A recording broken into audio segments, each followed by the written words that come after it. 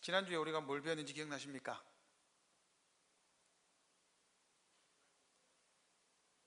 지난주에 우리는 언약의 중보자, 예수님께서 참 인간이시요 참 하나님이셔야 하는 이유에 대해서 봤습니다. 기억나십니까? 자, 복습. 믿음에는 뭐가 있어야 됩니까?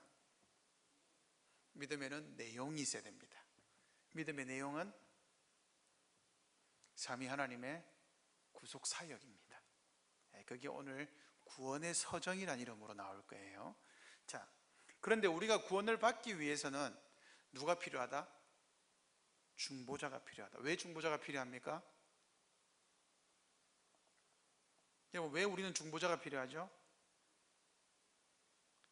예수님, 즉 중보자가 없으면 우리는 하나님께로 나아갈 수 있는 방법이 없습니다. 사람이 하나님께로 나아갈 수 있는 길은요, 없습니다. 오직 약속하신 예수 그리스도 외에는 없습니다. 이것을 누가 증명하셨죠? 어디서 증명하셨습니까? 예수님께서 직접 말씀하셨죠. 내가 곧 길이요 진리요 생명이다. 그 영어로 보면 그 앞에 뭐가 붙여져 있습니까? 그 길이다, 그 진리다, 그 생명이다, 유일하다라는 뜻입니다. 정관사가 붙어가지고 고유명사가 되었습니다. 그러니까 여러분, 예수님을 말미암지 않고는 하나님께로 나갈 수 있는 사람이 있습니까? 없습니까? 없습니다. 이것을 믿음에 적용해 보세요. 그러면 예수님께서 우리 안에 믿음을 주시지 않으면 우리는 하나님께 나아갈 수 있습니까? 없습니까? 믿음을 내가 가지려고 하면 가질 수 있습니까? 없습니까? 없습니다. 믿음은 내가 가질 수 있다고 가질 수 있는 게 아니에요. 에베소서 2장 9절에 보면 믿음은 선물이다라고 말하기 때문이죠. 선물은 받아야 하는 것이지 애를 쓴다고 해서 타낼 수 있는 게 선물이 아닙니다. 그래서 예수님은 우리의 중보자가 되시는데 어떤 중보자라고 말씀드렸습니까? 완전한 인간이시다. 왜 완전한 인간이셔야 합니까? 제가 두 가지 이유를 말씀드렸습니다. 왜 완전한 인간입니까? 첫 번째, 하나님의 언약이 영원한데 아담에게 주신 그 언약이 영원하기 때문에 그 언약을 누군가 이루어야 된다라고 말씀드렸습니다. 그래서 첫 번째 아담, 예수님을 왜 두 번째 아담이라고 부르는지 말씀드렸죠. 이 이유 때문입니다. 아담은 실패했으나 두 번째 아담은 반드시 성공해야 됩니다. 그죠? 그래서 예수님이 인간이 죄를 범했기 때문에 인간의 죄를 인간이 성취해야 된다. 그래서 예수님이 이 땅에 오셔서 모든 율법을 완전히 다 지키셨다. 그죠? 두 번째. 그런데 왜 하나님이셔야 합니까? 죄의 질은 뭐에 의해서 판단된다 했습니까? 죄의 질은 죄의 무게는 어떻게 판단한다 그랬습니까? 죄를 지은 대상의 가치로 판단한다 그랬습니다. 그죠? 여러분, 뭐 운전하고 가다가 제가 옛날에 천안에 있을 때 스파크를 몰고 다녔거든요. 제 옆에 벤처가 오면 짜증이 나는 거예요. 좀 비키라, 오지 마라, 오지 마라, 이런 거 있잖아요. 여러분, 제가 스파크와 모닝이 사고 나면 어때요? 뭐 또이또입니다. 그죠? 얼마 안 불려줍니다. 근데 벤처하고 박으면요, 이 난리 나는 거예요. 물리셔야 될 돈이 어마어마해지는 거예요. 그죠? 그래서 제가 아는 어떤 친구가 무면허로 운전하다가 주차되어 있는 벤츠를 박았는데 집을 팔았습니다. 보험이 적용이 안 되니까. 그죠? 스파크를 박았다면 괜찮을 수 있었는데, 그죠? 이게 뭐냐? 죄의 대상이 가지고 있는 가치로 판단한다. 그죠? 그렇게 말씀드렸습니다. 그래서 우리는 영원하신 하나님을 대적해서 죄를 지었기 때문에 영원하신 하나님의 진노를 영원토록 막아줄 수 있는 분이 필요하다. 그분은 오직 하나님밖에 없다. 요걸 말씀드린 거예요. 기억나시죠? 그죠? 그래서 예수님은 완전한 하나님이신가 동시에 완전한 인간이셔야 합니다. 자, 예수님 우리를 완벽하게 구원하셨습니다. 그런데 여러분, 사람들이 이렇게 묻는 경우들이 있어요. 세상 사람들이 이렇게 물어요. 야, 뭘 그렇게 복잡하게 따지고 되냐? 그냥 대충 믿으면 되지. 어떻습니까? 왜 이런 말이 나왔을까요? 현대인들에게 복잡한 사회를 살아가는 것만으로도 복잡한데, 세상도 복잡한데, 야, 종교까지, 교회까지 그렇게 복잡해야 되겠냐? 라고 말하며 불편해합니다. 그래서 교리들을 많이 알고 성경을 많이 아는 것이 안 그래도 정신없는 삶을 더욱 복잡하게 만든다고 생각합니다. 어떻습니까? 맞습니까? 여러분, 이러한 생각이 결국 만들어낸 결과가 뭐냐? 진리와 보이지 않는 나라에 대한 믿음은, 다시요, 우리가 가지고 있는 진리와, 성경이 말하는 진리와 보이지 않는 하나님의 나라에 대한 믿음은 단순한 감정적인 흥분으로 대체되었습니다. 그리고 현세적인 복에 대한 믿음으로 대체되었습니다. 그리고 하나님과의 영적인 교제는 사람들 사이의 인간적인 교체로 대체되었습니다. 세 가지로 대체되었어요. 뭐로 대체되었느냐? 그냥 눈물 흘리는 거예요. 그냥 은혜 받는 거예요. 요즘에 청년들에게 찬양 집회에 가서 은혜 받는 이유가 거기에 있습니다. 간단합니다. 찬양하면서 막 은혜 받으면 됩니다. 제가 그것을 터부시하는 것은 아닙니다. 근데 그게 진짜 믿음인지는 물어볼 필요가 있어요. 그게 진리를 과연 대체할 수 있을까? 찬양을 막 사람들이 좋아하는데, 청년들이 좋아하는데 이게 무슨 내용인지 물어보면 열의 열은 다 모릅니다. 무슨 내용인지. 그런데 고백은 하는 거예요. 덮어놓고 찬양을 부르고 그냥 믿으면 된다는 거죠. 과연 그게 진리를 더 선명히 드러내느냐? 또 하나, 예수님을 믿으면 복을 받는다고 생각합니다. 복 받죠. 하나님이 경제적인 복을 주시면 좋겠습니다. 저도 많이 받고 싶어요. 그러나 그것이 이 땅에서 받는 복이 영원한 복이라고 말할 수 없습니다. 그죠? 그리고 하나님과 영적인 교제보다는 사람들과 와서 누구를 만나고 누구와 교제하고 누구의 도움을 받고, 그죠? 그러면 사람들 사이의 교제가 하나님과의 교제를 대체하니까 사람들 사이의 교제가 깨지면 어떻게 됩니까? 교회로 옮겨버립니다. 이게 단순히 보여주는 게 아니라 우리가 얼마만큼 진리와 하나님과의 교제에서 떠나 있는지를 보여주는 단적인 예입니다. 이런 것들이 없어도 얼마든지 행복할 수 있다고 믿는 거죠. 진리에 대한 고찰, 깊은 고민, 숙고를 할 필요가 없다고 생각하는 거예요. 그런 게 없어도 행복하다는 것이죠. 교회에서 가르치는 내용이 정말로 성경에 근거한 사실인지 아닌지 궁금해하지 않습니다. 내가 믿는 사실이 진리인지는 중요하지 않습니다. 중요한 것은 뭐죠? 그것이 당장 나에게 위로를 주느냐 안 주느냐, 여기에 달려 있습니다. 여러분, 이게 굉장히 진리를 가볍게 만들어 버립니다. 이런 것들이 우리의 신앙을 굉장히 가볍게 만들어 버려요. 그럼 어떻게 되느냐? 바람에 나는 겨와 같습니다. 그냥 흔들리는 거예요. 언제든지 흔들릴 수 있습니다. 근데 여러분, 진리에 대한 깊은 고찰과 하나님과의 교제에 깊이 박혀 있는 사람들은요, 진짜로 흔들리지를 않아요. 흔들릴 수가 없어요. 왜냐하면 진리를 알거든요. 그래서 예수님이 뭐라고 하셨습니까? 진리를 알지니 진리가 너희를 자유롭게 하리라, 이렇게 말씀하셨어요. 진리를 모르는데 자유가 있을 수 없습니다. 찬양 집회 가서 아무리 뛴다고 한들 그것은 진리가 없습니다. 진정한 자유가 없습니다. 자, 이런 현상은 기독교 신앙의 핵심을 이루는 믿음과 구원에 대한 이해에서도 드러납니다. 사람들은 믿음의 내용과 결과를 진지하게 고민하지 않습니다. 그저 믿음을 뭐라고 생각합니까? 뭉뚱거려서 아멘 하고 믿으면 된다고 생각합니다. 무엇을 믿는지도 모르고 그냥 믿자라고 생각합니다. 그러고는 뭐라고 생각합니까? 자기 믿음이 성경에 근거한다고, 부합한다고 믿어요. 과연 진짜 우리가 믿는 믿음이 성경에 부합합니까? 그 질문을 심각하게 해보셔야 됩니다. 하나님이 어떤 분인지, 그분에게서 나오는 구원이 어떤 것인지, 하나님의 속성과 구원의 의미에 따라 우리가 믿어야 할 대상은 누구인지 고민하기를 거부하는 것은 전혀 이상하지 않습니다. 이게 무슨 말이냐면요, 여러분, 우리의 구원은 어디에 달려 있을까요? 하나님의 속성에 달려 있습니다. 하나님의 속성이 뭐죠? 하나님이 어떤 분이시냐에 달려 있어요. 왜 그럴까요? 여러분, 예를 하나 들어볼게요. 하나님은 하나님의 속성을 가지고 계시고 하나님의 속성에 합당한 방식을 따라 모든 것을 이루십니다. 여러분, 하나님은 사랑이시죠. 그럼 하나님은 우리를 어떻게 대우하십니까? 사랑으로 대우하십니다. 하나님은 공의로우시죠. 그럼 우리를 어떻게 대우할까요? 공의롭게 대우하십니다. 어떻게 해요? 죄에 대해서 진노하시는 거죠. 하나님이 우리를 향해 진노하십니까? 안 하십니까? 하십니다. 그죠? 사랑만 기억하면 몰라요. 하나님은 사랑과 공의를 다 가지고 계세요. 그래서 사랑과 공의를 따라서 우리를 대하죠. 잘 보세요, 여러분. 우리가 왜 하나님을 모르면 안 될까요? 왜 그럴까요?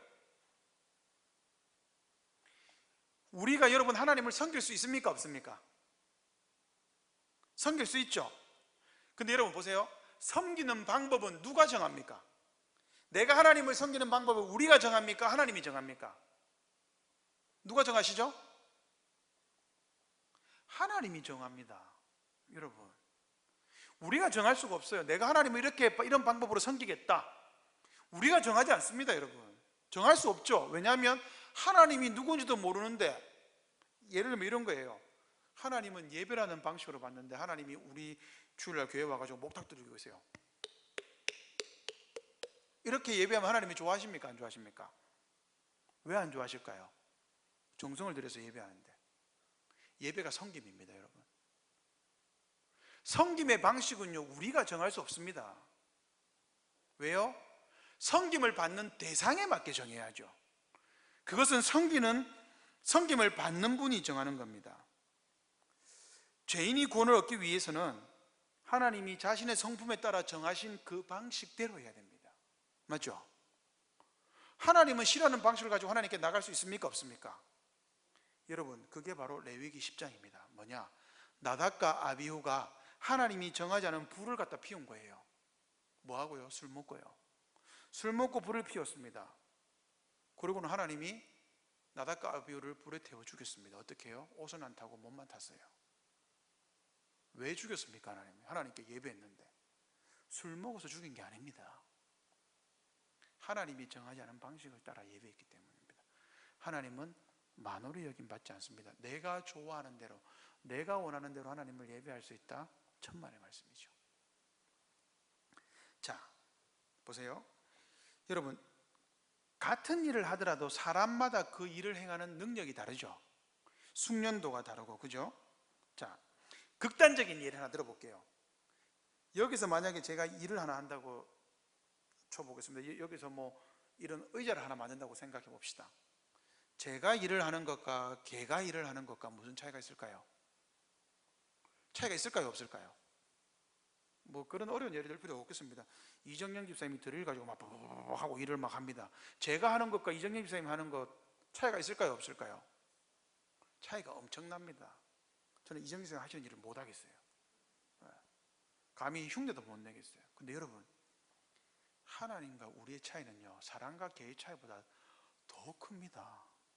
성경이 뭐라 그래요? 야, 지렁이 같은 너 야곱아, 이렇게 말해요. 하나님 앞에서 지렁이의 표시도 안 납니다. 그러므로 여러분 보세요. 믿음에 있어서 우리가 일하는 게 좋을까요?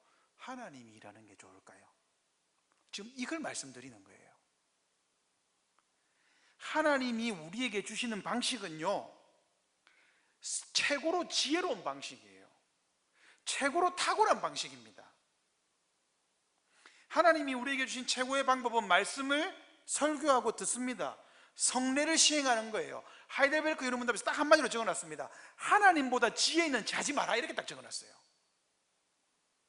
여러분, 그게 우리가 보기에 뭐 저렇게 한다고 해서 뭐 저게 은혜가 될까? 아니요, 그게 하나님이 주신 방식이라고요.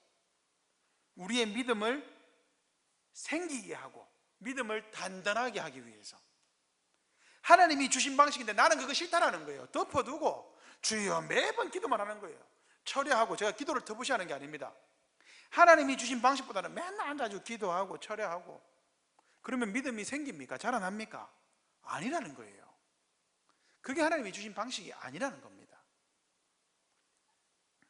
그러므로 믿음으로 구원을 얻는다는 이 진리도 이 원리에서 출발해야 됩니다. 우리가 행하는 것보다 하나님이 주시는 것이 훨씬 탁월하고 훨씬 더 아름답고 훨씬 더 완전하고 완벽하다. 그래서 여러분, 신앙은요 뭐냐? 내 방법대로 하지 않는 거예요. 교회 와가지고 내가 지혜로운 척 하지 않는 겁니다. 내가 모든 것을 다 아는 것처럼, 내가 사회에서 이 정도 일을 했는데, 내가 사회에서 이 정도 지위에 있는데 그게 교회하고 무슨 상관입니까? 아무 상관없습니다. 왜냐하면 교회는요 하나님이 주시는 방식으로 하는 거예요. 아무리 여러분 탁월한 사람이 하버드 받은 박사가 와도요 저보다 설교 못합니다. 몰라요. 그건 어쩔 수 없어요. 그 사람이 저보다 설교를 설사 잘한다 할지라도 그 사람이 이 강단에서 서는 일은 없습니다. 왜요? 그 사람이 직분자가 아니기 때문이죠. 이게 하나님 주신 방법입니다. 여기 계신 분들 중에 저보다 성경을 많이 하시는 분이 없을까요? 아닙니다. 제가 원어를 많이 하는 것뿐이지 신학적인 내용을 많이 하는 것이지 성경적인 지식은 여기 계신 분들이 훨씬 저보다 더 많이 하실 겁니다. 그래도 이 강단에 서는 사람은 우리 교회에서 저와 박강국 목사뿐입니다. 하나님 주신 방법이라는 거죠. 자, 그러면 질문 하나 드려보겠습니다. 왜 이렇게 따지고 드느냐? 왜 하나님이 주신 방법대로 믿음을 정의하느냐? 그러면 우리가 믿음이 어느 정도에 있는지를 점검할 수 있어요. 그리고 우리가 제대로 가고 있는지도 알 수 있고 믿음의 본질을 더 잘 알 수도 있습니다. 자, 여러분, 하나님이 주시는 것이 가장 탁월하고 지혜롭다, 가장 우리에게 맞다라는 거예요. 그죠? 우리는 우리를 잘 모릅니다. 사람들이 그러잖아요. 야, 내 마음 나도 모르는데 니는 내 마음 아나. 그죠? 이게 뭐예요? 진짜인 거죠. 그죠? 자, 그러면 질문 하나 드려보겠습니다. 자, 구원은 단번에 일어나는 과정입니까? 아니면 일정한 과정이 있습니까? 잠을 깨우기 위해서 1번 한 방이다, 2번 과정이 있다. 자, 1번 한 방이다, 그거는 단번에 일어난다. 네. 손 내리시고, 자, 과정이 있다. 정답은 마지막에 알려드릴게요. 자, 그리고 이 과정에서 믿음은 어떤 역할을 하는 걸까요? 자, 여러분, 그저 믿으면 구원받는다 이 말 자체는 맞는데 이것을 피상적이고 알고 있으면 안 됩니다. 우리가 신앙생활하면서 여러분 자주 듣는 질문이 있어요. 그 주로 뭐 부흥 강사들이나 이런 분들이 자주 질문하는데, 구원받았습니까? 여러분, 구원받으셨으며? 이 질문이 맞아요, 틀려요? 이 질문이 맞습니까, 틀렸습니까? 맞다, 손 들어보세요. 틀렸다, 손 들어보십시오. 심지원 집사님 제일 먼저 손 드셨기 때문에. 수요일에 저의 사랑 심지원 집사님, 자, 왜 틀렸습니까? 박희발 지금 대신 대답하셨습니다. 집사님 뭐라고요? 구원은 하나님께 있기 때문에. 자, 나중에 대답해 드릴게요. 여러분, 이 질문에 이상한 게 있어요. 왜 구원받을 것이냐고 묻지 않고 구원받았습니까? 라고 묻습니까? 이상하지 않아요? 권사님, 구원받으실 거예요? 이게 정상적인 질문 아니에요?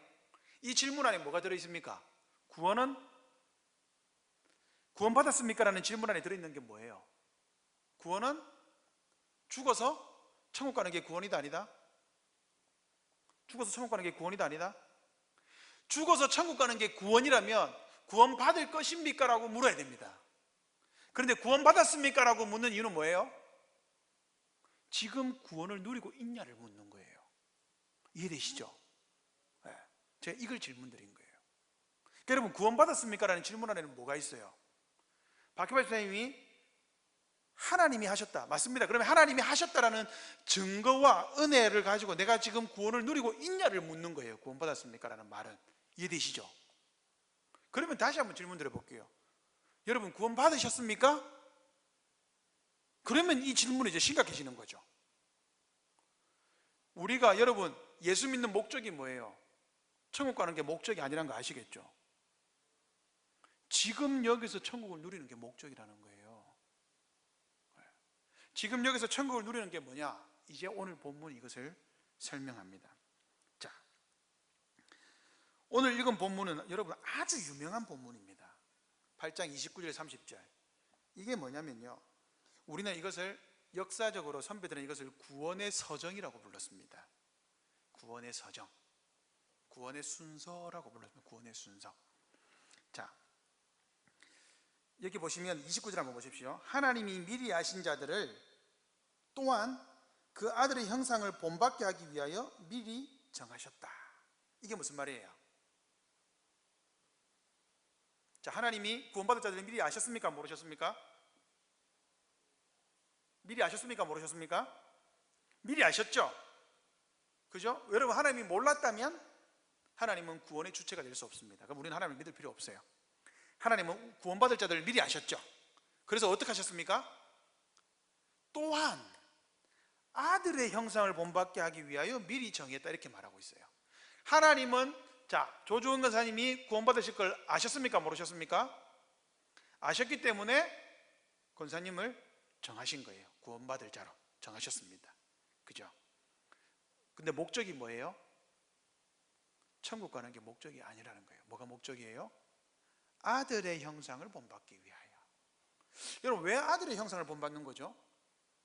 하나님의 형상을 본받아야 되는 거 아니에요? 왜 아들의 형상을 본받죠? 우리가 예수님과 동일한 자녀라는 것을 드러내는 거예요. 그러니까 여러분, 우리의 목적은 뭐냐면 예수 그리스도와 동일해지는 거예요. 그래서 신약성경에서 뭐라고 합니까? 아들의 장성한 분량, 그리스도의 장성한 분량에 이르기까지 자라가라, 이렇게 말하는 거예요. 그게 우리의 목표라는 거예요. 그러면 우리의 구원받는 목적이 뭐예요? 예수 그리스도의 형상에까지 자라가는 것. 이게 우리의 목적입니다. 사도 바울도 그걸 이야기하는 거예요. 자, 그런데 보세요. 여러분, 지난주에 배운 구속언약 기억하세요? 생명언약. 구속언약이 무엇입니까? 창세전에 하나님이 구원받을 자들을 미리 아시고 미리 협의하셔서 미리 정하셨다라는 거예요. 언제요? 창세전에. 그러니까 여러분, 8장 29절의 이 사건은요, 우리가 이 땅에서 경험할 수 있는 겁니까? 없는 겁니까? 이 땅에서 경험할 수 있는 거예요? 없는 거예요? 없는 거예요. 왜요? 이미 창세전에 다 일어난 사건입니다. 하나님의 천상회의에서 성부와 성자와 성령 간에 저 아담을 짓고 인간들 타락할 건데, 아들 네가 가라. 예, 아버지 제가 당연히 제가 가야죠. 제가 십자가 지고 다 할게요. 그래, 그럼 네가 가자. 그러면 그 안에서 구원받을 자들을 미리 아시고 미리 정해 놓으셨다는 거예요. 창세전에. 8장 29절의 이 사건은 우리가 이 땅에서 알 수 있는 게 아닙니다. 그런데 그 다음은요, 30절부터는요 알 수 있습니다. 왜냐하면 이것은 창세 이후에 우리가 이 땅을 살아가는 동안에 경험해야 될 일들입니다. 그래서 미리 정하신 그들을 뭐 하신다고요? 또한 부르신다. 부르신 그들을 어떻게 하신다고요? 의롭다고 하신다. 의롭다고 하신 그들을 또한 어떻게 하신다고요? 영화롭게 하신다. 자, 이게 따로따로 떼어져 있습니까? 붙어 있습니까? 이게 따로따로예요? 같이예요? 같이예요. 이게 연결되어 있습니다. 그런데 이게 어디랑 연결되어 있어요? 창세전에 하나님이 미리 아시고 정하신 이 사실과 연결되어 있어요. 그래서 이것을 우리 선배들이 뭐라 불렀냐, 이렇게 불렀습니다. 구원의 황금사슬이다, 이렇게 불렀어요. 구원의 황금사슬. 이게 사슬이 돼가지고 딱 연결되어 있는 거예요. 어디랑요? 하나님이 미리 아시고 미리 정하신 자들, 그들을 어떻게 한다고요? 하나님이 부르십니다. 하나님이 그들을 의롭다 하십니다. 의롭다 하신 그들을 하나님이 반드시 영화롭게 하십니다. 하나님으로부터 시작해서 영화, 예수님이 다시 오시는 그 순간에 일어나는 영화, 여기까지 연결되어 있습니다. 이게 뭐예요? 요한계시록에 나오는 알파와 오메가의 뜻이 이 뜻입니다. 세상의 시작과 끝이 있다, 이 말이 아니라 시작도 하나님이 하시고 끝도 하나님이 하신다는 거예요. 무엇을요? 우리의 구원을요. 그러니까 여러분은 갑자기 조현목 저거 보니까 괜찮아, 네, 저 구원해야 되겠어, 이렇게 해서 구원하신 게 아니라는 거죠. 언제 구원하셨다고요? 창세전에 미리 하시고 미리 정해 놓으셨습니다. 그리고 예수님께서 이 땅에 오셔서 구원 사역을 하셨고, 때가 되매 성령 하나님께서 우리를 교회를 통해 부르셨습니다. 이걸 뭐라 그래요? 효력 있는 부르심이라고 합니다. 여러분 잘 보십시오. 자, 하나님이 미리 아신 자들이 100명입니다. 미리 아신 자들이 100명입니다. 그러면 미리 예정하신 자들은 이 미리 아신 자들 중에서 몇 명입니까? 몇 명입니까? 100명입니다. 창세전에는. 자, 그러면 창세 이후에 하나님이 이렇게 미리 아신 자들 100명, 미리 정하신 자들 100명, 그러면 창세 이후에 하나님이 부르시는 자들은 몇 명입니까? 몇 명입니까? 100명보다 많을까요? 적을까요? 자, 100명보다 많다. 손 드셔야 돼요. 이제 안 드시면 안 돼요. 자, 손 드는 시간. 자, 100명보다 많다. 권사님, 용감하게 손 들었습니다. 자, 100명보다 적다. 손 안 드신 분들은 뭐예요? 그렇죠. 이야, 이제 눈치가 백단들이 되셨어요. 여러분, 이걸 잘 기억하셔야 됩니다. 하나님이 미리 아시고 미리 정하신 자들은 100% 하나님이 부르십니다. 100% 부릅니다. 구원은 우연히 있어요, 없어요? 없어요. 가다가 얻어 걸린 게 아니라는 거예요. 우리 인생에서는 가다가 얻는 것처럼 그냥 친구가 가자 해서 따라와서 있었는데 이 친구는 갑자기 예수 안 믿고 배신하고 나는 예수 믿고, 이런 역사들 많잖아요. 친구 따라 교회 갔다가 목사 되고 목사 사모 되고 그 친구는 갑자기 예수 안 믿고, 그런 경험들 많으시잖아요. 그죠? 그게 아니라는 거예요. 우연이 없다는 거예요. 하나님이 미리 하신 자들은, 미리 정하신 자들은 100% 하나님이 부르십니다. 자, 그러면 부르신 자들 중에서는 몇 명이 의롭다함을 받을까요? 몇 명이겠습니까? 100명보다 많을까요? 적을까요? 동일합니다. 그러면 영화롭게 하는 자들은요? 100명보다 많을까요? 적을까요? 동일하죠. 그러니까 여러분, 구원은요 우연이 없습니다. 네.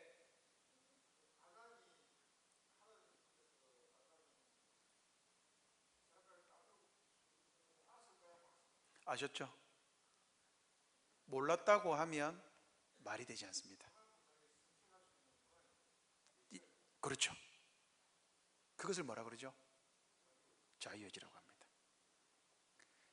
여러분, 하나님이 아담이 선악과를 따먹을 줄 알면서도 왜 선택의 자유를 주셔서 만드셨을까요?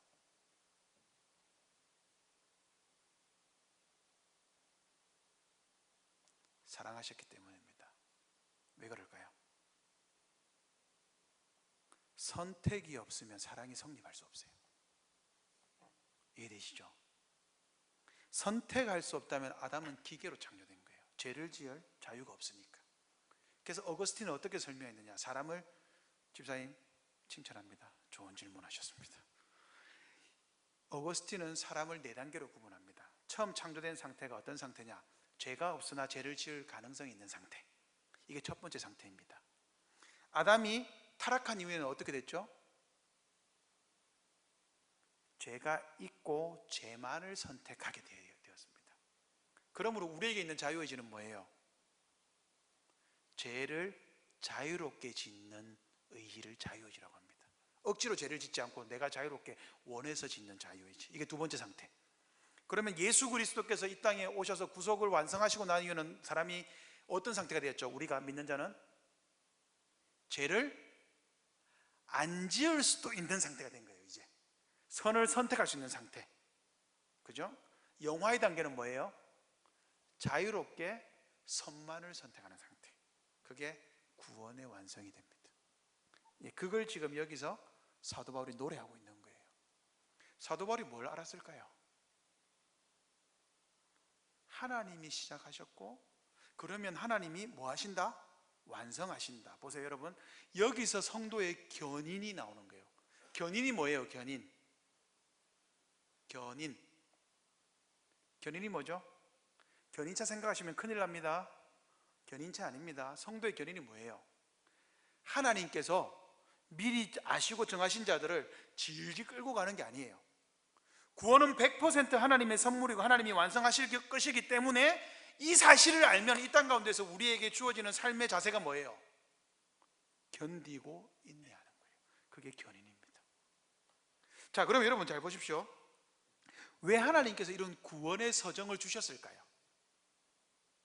이게 진짜 시간적으로 딱딱딱 일어나는 게 아닙니다. 그래서 논리적인 구분이에요.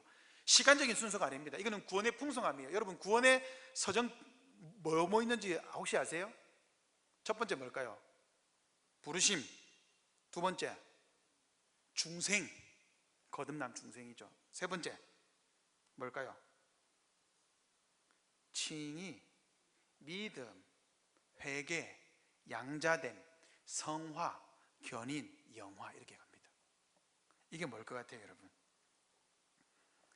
이게 구원이요, 계속해서 다양한 측면에서 여러분 어떤 때는 우리가요 하나님이 나를 의롭다고 칭하셨지 이걸로 은혜를 받습니다. 또 어떤 때는요 하나님이 나를 자녀 삼아 주신 걸로 은혜를 받아요. 또 어떤 때는요 그렇지 내가 부족함에도 불구하고 하나님이 나를 다듬어 가신다는 거예요. 은혜를 받습니다. 또 어떤 때는요 하나님이 그래도 견디고 인내하게 하셨던 이것이 은혜가 됩니다. 또 어떤 때는요 그렇지 내 안에 믿음이 있지 하나님 나에게 믿음을 주셨지 이것 때문에 은혜를 받아요. 또 어떤 때는요 하나님이 나를 회개하게 하시는 은혜가 있지 그렇지 이것 때문에 은혜를 받아요. 이게 구원의 서정입니다. 구원에 우리가 받아가는 가운데 다 일어나요. 나도 모르게 하나님이 언제 부르셨는지 우리는 확실히 알 수 없습니다. 근데 어느 날 보니까 하나님의 부르심을 우리가 알아요. 알게 된 때는 이미 뭐가 지나간 거예요? 부르심과 중생이 지나간 거예요. 나도 모르게 내가 살아있는 거예요. 하나님의 말씀이 여러분 그런 순간이 있잖아요. 어느 날 갑자기 하나님의 말씀이 들리기 시작하고 오늘도 신방하니까 집사님이 그래요. 어느 날 믿어지대요. 그게 여러분 어느 날 믿어지대요가 내 마음대로 된 겁니까? 내가 믿고 싶어서 믿은 겁니까? 아니요. 하나님이 우리도 모르는 사이에 바람처럼 니고데모와의 대화 속에서 바람처럼 우리 안에서 믿음을 작동시켜 놓은 거예요. 우리를 살려 놓은 거예요. 산 사람의 특징은 뭐예요? 음성을 듣는 거예요. 그래서 요한복음 10장에 예수님이 뭐라 그럽니까? 내 양은 내 음성을 듣는다 이래요. 근데 그 다음 말이 뭔지 아세요? 양들이 목자의 음성을 분별해야 된다고 말합니다. 그죠? 여러분 우리의 선배들이 왜 이것을 구원의 황금사슬이라 불렀을까요? 이 로마서 8장 결론 부분을 가보십시오. 자, 8장 38절 보십시오. 사도 바울이 구원의 황금사슬을 알았어요. 여러분 내가 구원을 이루어가면 언제든지 구원에서 떨어질 위험이 있습니까 없습니까? 그 이야기가 여러분 철로 역정이에요. 철로 역정이 구원의 서정을 노래하고 있는 거예요. 존 번연의 아주 아름다운 고전이죠. 이것을 사도 바울이 깨닫고 나니까 무엇을 노래하느냐 이렇게 노래할 수 있는 확신이 생긴 거예요. 38절 보세요. 내가 확신한다. 왜 사도 바울은 확신할까요? 사도 바울의 확신이 맞으니까 하나님이 이것을 성경책에 기록해 놓은 거예요. 사망이나 생명이나 천사들이나 권세자들이나 현재일이나 장래일이나 능력이나 높음이나 기쁨이나 다른 어떤 피조물이라도 우리를 우리 주 그리스도 예수 안에 있는 하나님의 사랑에서 끊을 수 있다 없다? 없다. 왜요? 미리 아시고 미리 정하신 자들은 하나님이 100% 부르시고 100% 의롭다 하시고 100% 영화롭게 할 것이니까. 사도 바울이 이 복음의 비밀을 아니까 뭐라고 노래하는 거예요? 어떤 것도 우리를 하나님의 사랑에서 끊을 수 있다 없다? 없다라는 거예요. 무엇을 보고요? 지금 여러분들이 믿음의 신앙생활을 하고 있는 것을 보고 노래하는 거예요. 우리의 믿음이 탁월할 수도 있고 지금은 연약해 보일 수도 있어요. 그러나 하나님이 우리에게 믿음을 주셨다면 내가 보기에는 연약해 보이지만 아니라는 거예요. 여러분 무엇을 가지라는 거예요? 확신을 가지라는 거예요. 사도 바울이 이야기하는 거예요. 나는 확신한다. 하나님이 부르셨으면 하나님이 반드시 영화롭게 할 것이다. 그 단계까지 가는 모든 순간순간의 은혜를 하나님이 채워 가실 것이다. 그러니 걱정하지 마라. 우리가 할 수 있는 것은 뭐다? 하나님을 섬기고 찬양하는 것밖에 없다. 사도 바울이 지금 이것을 말하는 거예요. 여기에서 무엇이 작용한다고요? 믿음이 이 한가운데 있는 거예요.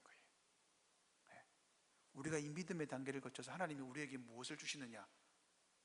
하나님의 속성에 맞게 하나님을 섬겨야 된다. 왜요? 하나님이 더 잘하시거든요. 우리가 비교할 수 없이 하나님이 우리 안에 믿음이라는 것을 주셔서 우리를 이 구원의 서정 속에서 활동시키는 거예요. 그래서 우리는 오늘 사도 바울과 동일한 심정으로 찬양할 수 있습니다. 이 시간 우리 강의한 내용을 기억하면서 함께 먼저 한번 기도하시겠습니다.